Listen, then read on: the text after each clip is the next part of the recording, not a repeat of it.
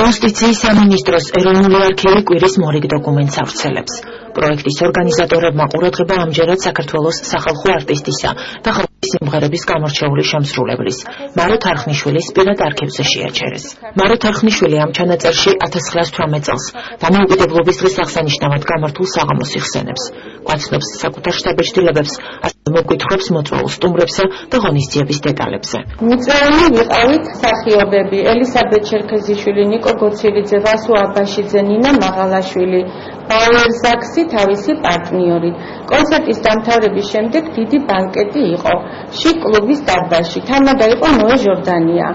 მარო თარხნიშვილის პირადი ფონდი ეროვნულ არქივს 1978 წელს გადაეცა. დოკუმენტების საკმაოდ მრავალფეროვანი შინაარსისაა. აქ არის პოეზია, მოგონებები, კონცერტების აფიშები, ფოტომასალა და აუდიო ჩანაწერები. არქივი მთლიანად 320 საქმეს აერთიანებს. გარდა ამ მოგონებისა, მარო თარხნიშვილის პირად ფონდში დაცულია მრავალი საინტერესო მასალა, ძირითადად შემოქმედებითი და ბიოგრაფიული ხასიათის დედნების სახით. აღნიშნული ფონდი ეროვნული არქივის ლიტერატურისა და ხელოვნების განყოფილებას გადმოსცეს მარო თარხნიშვილის შთამომავლებმა 1978-86 წლებში.